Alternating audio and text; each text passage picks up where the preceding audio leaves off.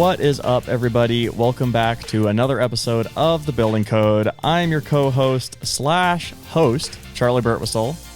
This is the first episode I'm recording post Zach leaving.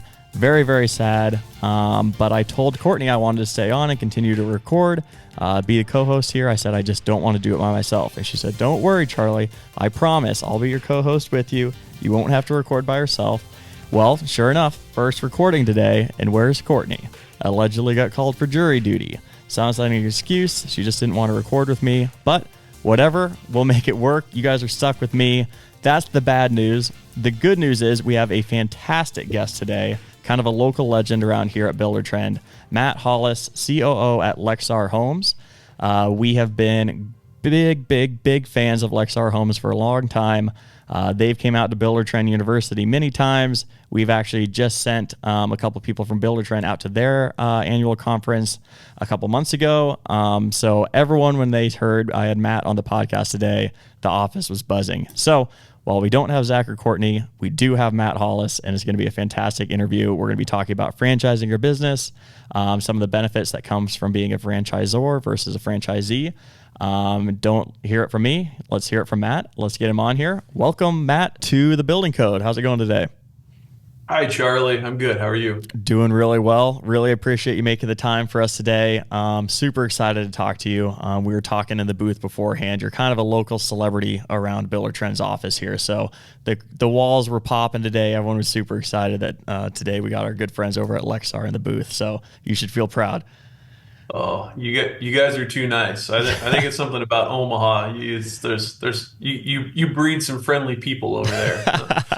That's what we like to hear. Well, for our listeners that aren't lucky enough to already know you, I'd love if you could just give a quick introduction of yourself and maybe tell us a bit more about your background and role at Lexar as well.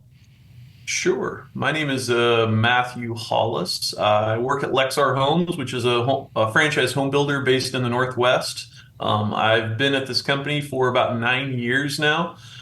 I really enjoy my job here because it seems to be always changing and presenting new challenges. There's always some new project that needs to happen, or some issue that needs attention, or new locations and new employees that need some assistance. And so life is never boring here at Lexar, so it's pretty fun. Absolutely. So I'd love a quick little background about Lexar itself. Is that, you start with one location, have slowly and surely kind of scaled up, or was it already established when you came in, or what's that kind of journey looked like? Yeah, it was already established when I came in. The founders of Lexar are my uncle, Bob Hollis, and his business partner, James Moen. They were part of a previous franchise builder before Lexar slash Highline, and that was Adair Homes based in the Northwest. And they loved the concept of being able to take something that works and expanding it and helping other people succeed beyond just them. And so it's a long, complicated history, but needless to say, they've been in the building industry pretty much their entire lives. They work really well together, and our franchise model is kind of interesting because unlike some other builders or a lot of franchise companies, we don't own all of our locations. We embed ownership groups, and then we just have agreements to provide business services and support for them. But each location is actually owned by its own legal business entity, all DBA Lexar Homes.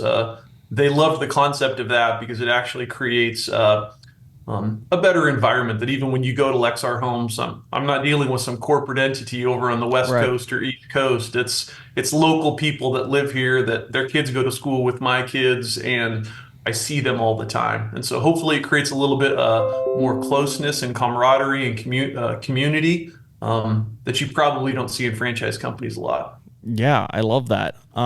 So super excited as we kind of get into the weeds today, kind of topic of the interview, franchising your business, how to do it, and when is the right time. I'd love to hear, just at a high level, to kind of kick things off, of what factors other building companies should kind of consider when determining if franchising is the right move for their company. I think they should primarily consider how difficult it is. Fair. That's a great way to start this off. Let's get level set right away. Yep. Yeah, I do. I don't want to understate it. Franchise companies have both requirements on a state level and a federal level. Franchise laws differ state to state, and so there will be additional complexities if you want to franchise a company outside of your Right. primary state. So it'll be constant education.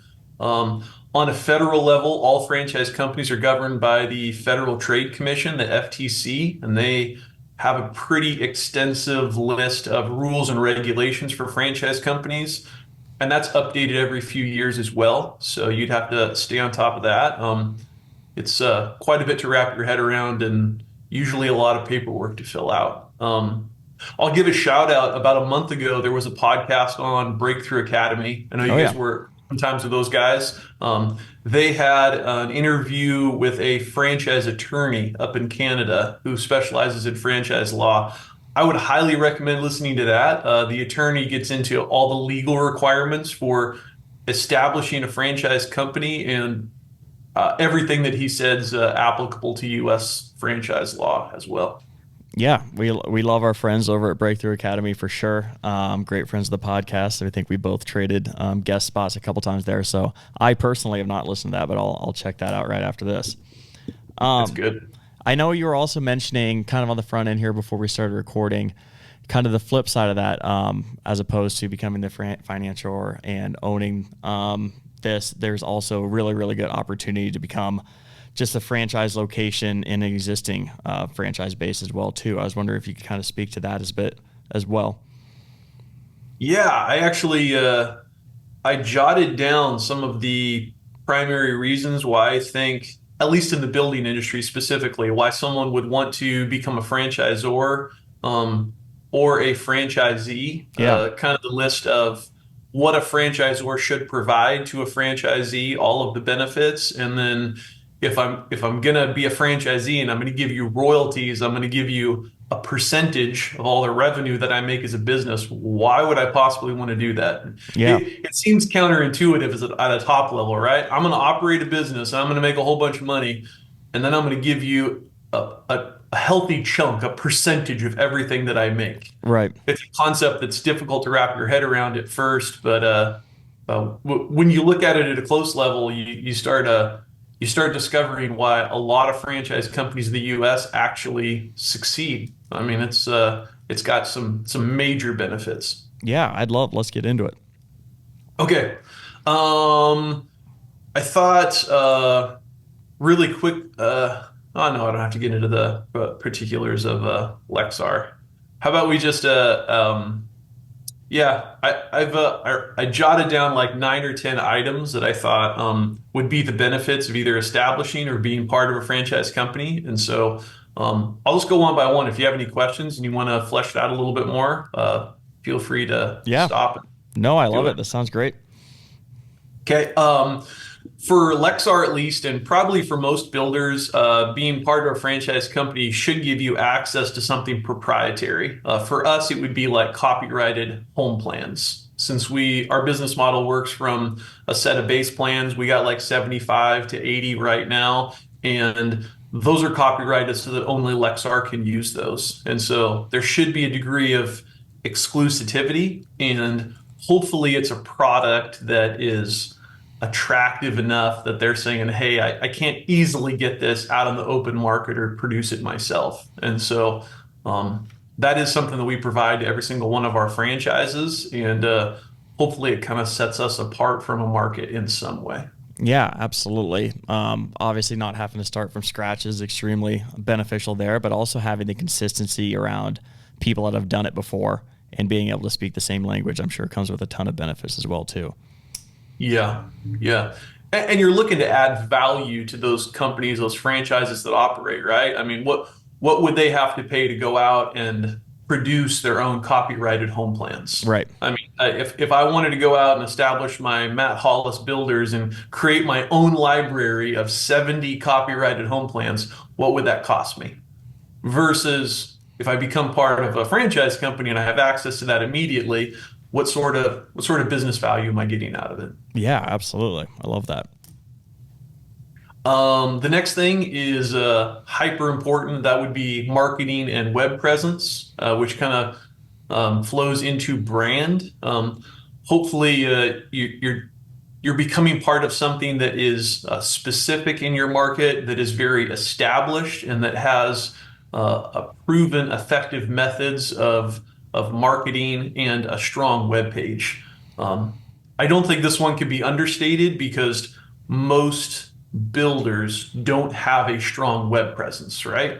I mean, they're not Buildertrend, they're not Lexar Homes. They're like my father-in-law out of Portland, Oregon, right? I mean, he's a fantastic custom builder, but I mean, he doesn't strong advertise online. I mean, he barely spends anything in marketing, and his web presence is minimal. And he probably likes it like that because he's only building a couple homes a year, and he really doesn't need that. But for a builder that wants to scale up and establish themselves and to um, yeah, what sort of value are you getting for that? Yeah. Again, like the last one, if I went out and I wanted to hire my own web developer to flesh out my own beautiful web page, what's that going to cost me as a business versus when I become part of a franchise company, what do they give me upon being part of a franchise? Yeah, that's definitely a super interesting point. We've had a few guests on the podcast the past few weeks or months, whenever they've gotten released, that I've talked about just the importance of web presence and marketing and things like that. So,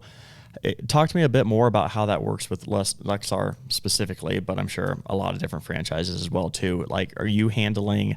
Is the corporate office or whatever the correct term is, like handling all of that for all the individual franchisees? Correct, yeah. And so each franchise location is going to have a sub-site under the main Lexar Homes website. That sub-site will introduce their ownership team, Mm-hmm. kind of define their established territory, what they build in. We'll have specific home pricing toward their region. They'll actually have, on a marketing level, their own separate Google AdWords account set up, Oh wow. Facebook marketing. Like, yeah, our marketing department makes it very specific and targeted for each franchise location. And so, again, it's a service that you could probably find somewhere in the open market through, there's a lot of good marketing agencies out there, but you're probably going to pay a dime for someone Right. to kind of manage and help you develop that as a builder. We want to make sure it's something that it's part of when you join a franchise company. Yeah, absolutely. Immense value there. Mhm. The next thing is, at least for Lexar, another service that we want to provide as a differentiator, and that would be our online sales coordination team, our OSC. If you have a strong brand and a strong web presence and customers are coming in or calling or emailing you, the concept is, do these just go directly to the office and the office has to filter through every single one of these and qualify them and determine whether these are subcontractors looking for work or clients looking to build or lenders, looking to finance builds or things like that. And so Lexar says, hey, how about we handle all of that for you through our own call service, and then we'll qualify these things. Mm. The people that are actually looking to build homes in your territory, we're going to use a CRM to flesh that out with notes and communication, things like that, and then give that to you in a very clean manner and actually ask and answer a lot of the questions that need to be at the start of the building journey process. And so our hope there is that we're getting qualified leads that have financing available, that either are close to owning land or own some land that they can build on. And it's a fantastic service that if I again went out to a third party and I wanted to find someone to run online sales coordination and talk to every single person that called me on the phone, that's probably going to cost me a dime. But it's Yeah, something that I automatically get being part of a franchise company. that's super interesting. So, how far along in the process, like when does the handoff kind of take place there? Are these like fully qualified, ready to go clients that essentially you're just handing off and saying, okay, work with this client, close the deal now? Or is it more so just kind of pre-qualifying questions to give them an insight, get rid of some of the junk mail and things that clearly aren't ready? What's the threshold of where you hand those off?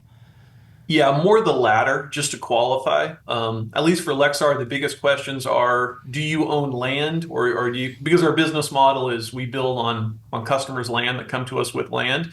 And are you qualified? I mean, can you afford to build a home right now? Right. If you're not qualified, well, maybe here's a few banks to talk to and see if you can qualify, because it's not cheap to build anymore these days. And so once they meet those minimum requirements and pass over that threshold, our OSC team can book meetings directly with any of our sales staff in any location. And so people are just walking in the door saying, no, I've already talked to Lexar. They've Yeah, probably answered half my questions. Will you, as a home consultant or salespeople, answer the rest of my questions and hopefully work toward maybe a signed contract? I love that. And I know this, you kind of started off, being a franchisor is really difficult, a lot of legal things, stuff like that. And then this kind of frame of mindset is, the benefits of being a franchisee. But I think everything that you're talking about is super, super interesting here. Like, I'm not a home builder. I work in operations here at Buildertrend. Like, this stuff is fascinating to me. So I'd say if our listeners are listening to this and think it's really, really attractive to figure out some of this stuff and provide these services, like, that might be a really good fit for, scaling your business, across multiple locations as well too. So no, this is great. Your list of 9 is 3 for 3 so far of super fascinating things for me. Oh man. Well, let's hope it keeps on going. Yeah, there we go. The next thing I think for especially builders is that we have our own internal drafting and engineering team. Especially when it comes to preliminary in building, it's highly important. 80% plus of our plans are modified from a base plan, and so they require a redrafting, a lot of CAD work. We have a pretty big in-house CAD team right here, and then the engineering that goes along with that to meet jurisdictional requirements. And so instead of putting that off to each individual office, we kind of unify it under one office right here to account for all of their drafting and engineering needs. I think it's fantastic because any single one of our offices can call up anybody in our drafting department and have someone to talk to in that moment. And Right. Again, if you went out into the open market and you needed to find a drafting company to do all those things, we've tried that before. It's usually, yeah, I'll call you next week when I have some time. And Yeah. it's like, okay. Yeah, the accessibility there, let alone the service alone, provides immense value there. Yeah. Yeah.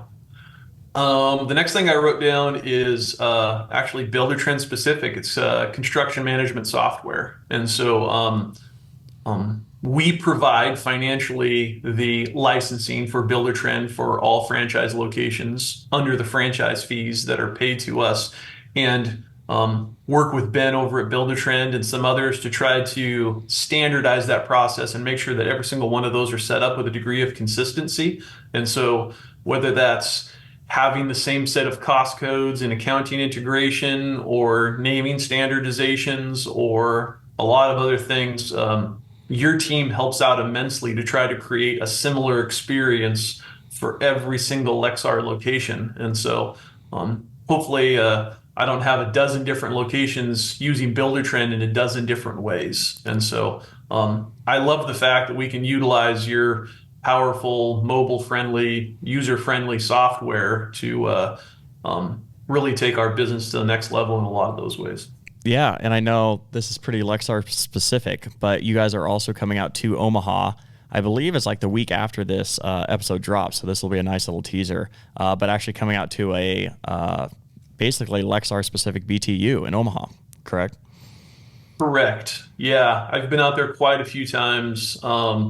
Loved it every single time. Last year, our general manager came out to Omaha, and to be honest, he was pretty skeptical because he's like, I've never been to Nebraska and enjoyed it. But he came into your guys' facility and he said, "Man, this is impressive. This is fantastic. I think every person at Lexar needs to experience this. We gotta bring most, if not all, the company out there next year." And so, yeah, we're doing that in a couple months. Here we are. And zooming back out to the more broad industry, I think something that the franchisee, another benefit that you kind of indirectly said there is just having a knowledge base in a community to learn from, right? So in the context of Buildertrend specifically, obviously you can work with your coach, you can work with Buildertrend reps, but you can also work with, 40, 50 other people that are using the same software to do the same exact thing. And having just that kind of in-house community of peers to learn from. I'd have to imagine provides a ton of benefit as well. Yeah, it does. Yeah, love that. Okay, back to the list. Sorry, less Charlie, more Matt. That's what we need here. No, I love it, man. I love it. Yeah, the next thing that Lexar provides and will be needed across every business on some level is pricing and sales software. So how do you properly manage all the pricing, the contract software? How do you generate contracts? What's that customer experience look like? Um, for a lot of builders, this is unfortunately put on the back burner. There's not many builders that want to spend a large amount of time with attorneys to make sure that their contracts are legally sound in every single way and account for every Yeah, scenario. And unfortunately, we live in a very litigious world today. And if things go sideways, you probably should have a strong legal contract. yeah, Being part of a franchise company, the franchisor should take a heavy priority in that and spend a lot of time investment and focus on that. And that only benefits every builder, every franchise that they work with, because now you have a robust contract, which a team of people and attorneys have gone over and edited and modified. And for most builders, that just sounds like, geez, just hell. Like I don't want to get into that. I hate contract stuff and I hate doing those things. Why not have someone do all that for you and you just right. benefit? Yeah, I mean, it sounds like a blast to me, but I guess if some people don't want to, teach their own. I'm proud of you, Charlie. And and for Lexar, our pricing software and contract generation, that's software we develop in-house. So we build a lot of that, leveraging the Microsoft environment that we're part of, and so something proprietary for our company as well. Yeah, love that. Um, every single franchise company should benefit from standard operating procedures, right? SOPs. Here's what you consistently do every single time. Home building is no different than McDonald's building its hamburgers, right? You want a customer experience which is consistent and relatable across, because that's going to establish your brand. And so Lexar is no different. Um, I don't think we ever want to be rigid and say this is the only way that we'll ever do it. And so understanding when there's a need to adjust and pivot. We're in a changing market and technology changes a lot of things as well. So continue to test and to modernize and to figure out where greater efficiencies could happen, but it needs to be standardized across all locations for the benefit of the customers. And so it's a huge part of every franchise company, not just builders, and it can't be understated. Yeah, and especially like just at least having a good foundation of this is what we've seen work well at other people and other locations. Obviously, to your point, we don't want to be rigid and want to maintain flexibility, but at least have a foundation to build off of, and then kind of customize their own needs is 90% of the battle itself. Yeah, yeah. And those SOPs and that structure that's built, it's honestly what appeals to a lot of investors that invest in franchise companies. Just doing some case studies on I think I read an article on Shaquille O'Neal, and he has ownership of like over 100 different franchise companies. And you think this basketball player with millions of dollars, why would you invest your money in franchise companies rather than stocks or anything else that he can Right. do those things?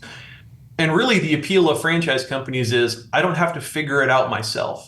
I don't need that entrepreneurial spirit where, every single challenge that comes up, I'm gonna figure out the solution for this. It's pretty much just, no, I'm gonna put money into it. There's other people that have worked really, really hard to figure this out, and I'm gonna leverage their experience and their expertise, and I'm just gonna find success. I'm just gonna move forward. And so that's hopefully where the successful franchises differentiate themselves. Yeah, absolutely. I mean, if it's good enough for Shaquille O'Neal, it's good enough for me. Words I live by in every aspect of my life. Good life philosophy. Yeah. um, I think another benefit of a franchise company is collective purchasing power. Mm. There is a lot of companies out there that try to pull builders together just to get better prices on lumber and drywall and other things. An established company should provide that for you, like Lexar tries to do right now, whether that's discounted materials, better warranty programs, better service, different things like that. You should be able to leverage the size and the influence that your company has, because I'm no longer a small builder building 7, 8 homes a year. Now I'm a large builder with a lot of locations building several hundred homes a year. That holds a little bit more clout with both manufacturers and distributors rather than just being the little guy. Yeah. Now the little guy is part of something larger. So each location that Lexar has is essentially working in the overarching GPO and has the purchasing power as Lexar as a whole. Correct. Wow. I mean, that I feel like right there you've listed a lot of things already to kind of like justify the kickback fee or whatever, but that alone from a pricing perspective has to make up a ton of the cost savings that customers or builders wouldn't otherwise have. Yeah, yeah. And we're working really hard even right now to make that better. But yeah, especially the market that we're in today. If you go to a lot of these manufacturers and you say, hey, if I guarantee that Yeah. I build 300 plus homes and your product goes into every single one of them, how can you sweeten the pot for me, right? Are you going to Yeah. give me a better warranty? Are you going to give me better service? Are you going to give me a discount that then I can apply to marketing or whatever else? And almost every single manufacturer in this nation says, no, I'll work with you. We'll figure something out. I love that. Absolutely. Yep. Another big benefit to franchise companies is training and collaboration. I know we talked about collaboration a little bit before, but training is always sometimes a sticky subject when it comes to builders, right? How much time do they set aside every single month or quarter or year just to dedicate to training of their staff, right? Is that project managers? Is that sales? Is that even managers for management skills and different things like that? Sometimes you get so busy in the day-to-day and building homes that training kind of goes to the back burner and it's not prioritized. I think that's unfortunate on a business level. Training should always be something, ongoing education, Yeah. expanding our minds should be something that we focus on. A franchise company, the franchisor should take the lead in that. You should be sponsoring events for education and training and all those different types of things. And Lexar really, really tries to do that, right? Thus, BTU in a couple months, and we want to pull everyone out there, right? I want people to not only love you guys, which they will, but I want them to receive education and training and to get even better at their jobs. Yeah, I'm super fired up for the Lexar takeover here in Omaha HQ. I'm sure it's going to be a fantastic couple days. I, it will be. It will be. It's going to be awesome. And then the last thing that I have written down here is that a franchise company should empower you to have what I call a divestment opportunity. This is almost unheard of in the building industry, but what's your exit plan, right? Maybe you have a great home building company and you have a fantastic reputation and you've made good money for 20, 30 years, but you're getting old and you don't want to swing a hammer anymore. How do you get out of it? And at least from the builders that I've talked to, most of them, I'm going to get myself a whole bunch of rentals and I'm going to try to find some passive income because it's the lowest hanging fruit for them. Mm-hmm.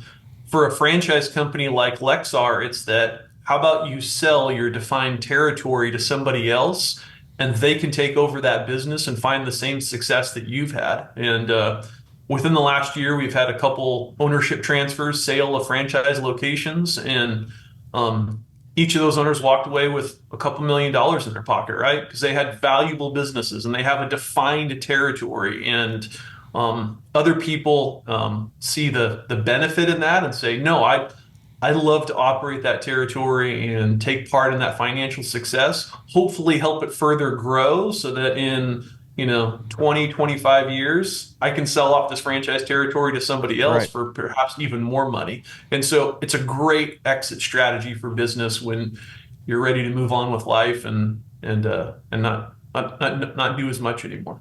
Yeah, Matt, I really appreciate the time today. I love the way that we structured this because it was all, again, in the frame of, this is the benefits of being a franchisee.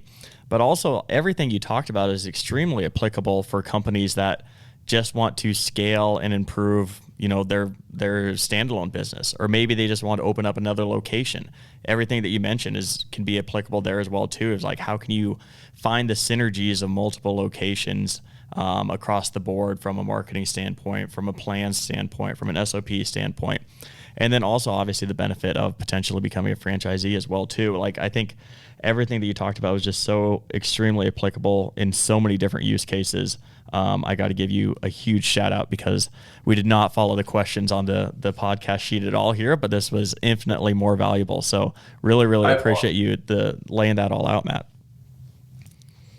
Sorry I didn't stay on script. No, the funny thing is you kind of did. Everything that you hit organically was something that we were wanting to ask you as it was. I just, the frame of the way you laid it out, I thought was really, really beneficial. So super fired up to have the Lexar team out in Omaha. Really, really appreciated your time today.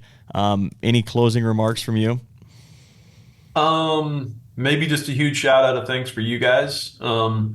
I've never been on a podcast before, so I apologize if this went poorly. But, no, this is fantastic. It's really good. But I love you guys. I love your team. I love the energy that you guys have. It's great working with almost every single one of you. It almost blows my mind that you guys can have hundreds of employees, and it seems like I like every single one of them, and I want to work with every single one of them. And so whatever you guys do to contribute toward your company culture and what you guys are building, I think not only do I love it, it's worthy of imitation. And I hope to follow in your guys' footsteps as we influence our culture around here. So thanks for taking the lead in that. I'm proud of you guys, and I'm overjoyed that you're a partner with us. I love that. That's very, very kind words. Much appreciated, Matt, for sure. And I'll see you here in a couple months. Sounds good. I'm looking forward to it. Sounds good. Thanks, Matt. Well, we just heard from Matt Hollis, COO at Lexar Homes. I must say that is not the direction that we had originally planned the podcast to go, but it was infinitely better. I love that he took the time to list out kind of those 9 key principles and benefits of being a franchisee. As I kind of said at the end of the episode there, I thought those were really, really beneficial for anybody in any business outside of just being a franchisor or a franchisee. If you want to scale your business standalone, I thought they were beneficial. If you want to open up another location and ensure common practices and synergies across the two, I thought those were beneficial. And then obviously the franchise perspective is extremely beneficial as well too. So I love Matt. Everyone at Buildertrend here loves Matt, and hopefully our listeners out there love Matt too, because there's a ton of really, really good content in there. So thank you again, Matt, for coming on. And thank you for making my first solo interview so productive and educational. That will do it from me, Charley Birtwistle at The Building Code. Make sure to like, review, subscribe anywhere you listen to podcasts. And of course, you can join the Building Code crew on Facebook if you want to meet other people that are fans of the Building Code. I will see you next time. Once again, I'm Charley Birtwistle. Thanks for watching the video. Remember to subscribe to our YouTube channel for exclusive content brought to you by Buildertrend.